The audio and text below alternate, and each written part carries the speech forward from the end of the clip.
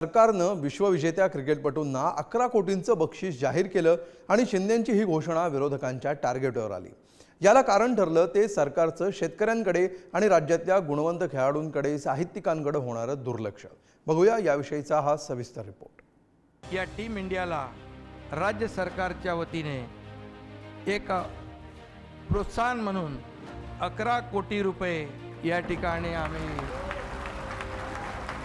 मुख्यमंत्री एकनाथ शिंदे यांनी सरकारी तिजोरीतून 11 कोटी क्रिकेटपटूंसाठी दिले आणि या घोषणेवरून विरोधकांनी घेरलं। जर 4 महिन्यामध्ये 1068 शेतकरी आत्महत्या करत असतील आणि त्यांना मदत मिळत नसेल आणि आकडे फुगवून सांगून खोटा नेरेटिव्ह सेट करत असतील, खोटं बोला रटून बोला, हे यांचा पर्दाफाश जनता करेल। प्रश्न हा आहे की त्या 11 कोटीची देण्याची आता गरज होती का? कारण खेळाडू हे देशासाठी खेळतात। 120 कोटी रुपये तसे त्यांना BCCI दिले आहेत। एवढी मोठी रक्कम इनामाच्या रूपात दिल्यावर आपली तिजोरीतून पैसे देण्याची काय गरज होती?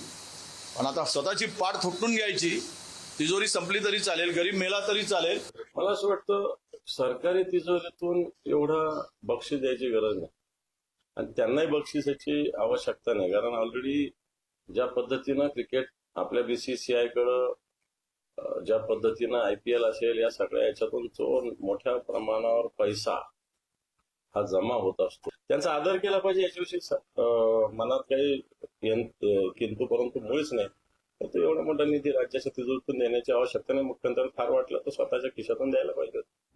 विरोधक शेतकऱ्यांविषयी बोलताय, राज्यातल्या अन्य गुणवंत खेळाडूंविषयी बोलताय, पण पुढारी न्यूज सातत्यानं ज्या साहित्यिकाविषयी बोलतंय त्या साहित्य अकादमी पुरस्कार विजेत्या देविदास सौदागर यांच्या पाठीवर न पडलेल्या कौतुकाच्या थापेचा प्रश्नही आहेच, ज्याविषयी सध्या तरी फक्त आश्वासनच आहे, तीही विरोधकांची मुद्दा लावून धरण्याची। आपण आता लक्षात आणून दिलेलं आहे। ॲक्च्युली खरं तर शासनाच्या लक्षात यायला पाहिजे होतं। मी उद्या हा मुद्दा सभागृहात मांडू आणि सरकारचं लक्ष वेधू आणि त्यांना न्याय मिळाला पाहिजे। अजूनही ते पत्र्याच्या शेडमध्ये राहतात, सरकारचं दुर्लक्ष आहे, कोणीही बघत नाहीये, त्याच्या पुसवण या कादंबरीला मिळते। त्यांनी असाच एक स्ट्रगल करणारा नायक उभा केलेला आहे। उद्या मी स्वतः याच्यावरचा विषय विधानसभेत मांडतो। एवढंच सांगेल की आपण वेगवेगळे पुरस्कार मिळाला की सवलती आणि त्या प्रकारच्या योजना जाहीर करत असतो। मग एखादा अशा प्रकारचा बुद्धिवंत या असलेल्या विचारवंतातून जो उभा राहत असेल तर सरकारने त्यांना निश्चितपणाने गांभीर्याने घ्यावं आणि मला वाटतं की तशा प्रकारचा पुढारीने हा प्रश्न विचारल्यामुळे सोमवारी या संदर्भात माझ्याकडे जर आपण त्या ठिकाणी देविदासची असलेली ही भूमिका तुमच्या वतीने मांडत असताना माझ्याकडे आली तर ते सदनामध्ये सोमवारी याचा विषय मी काढून सरकारने त्याची नोंद घेऊन त्यांना प्राधान्याने त्या ठिकाणी सवलती द्याव्या, इतर खेळाडूंना जसे पुरस्कार मिळतात तसे द्याव्या। टीम इंडियानं जो पराक्रम केलाय त्याचं कौतुक व्हायलाच हवं। त्या कौतुकाच्या थापेला नकार देण्याचं कारणच नाही, पण जर राज्यातले गुणवंत उपेक्षित राहत असतील तर उपयोग काय? अण्णाभाऊ साठेंनी जी लोकशाहीची व्याख्या केली होती किंवा भगतसिंगांना म्हणलं होतं की मला जी लोकशाही अभिप्रेत आहे ती वेगळीच आहे, मला हे लोक घालून पुन्हा दुसरे शोषण करणारे बसवायचे नाहीत।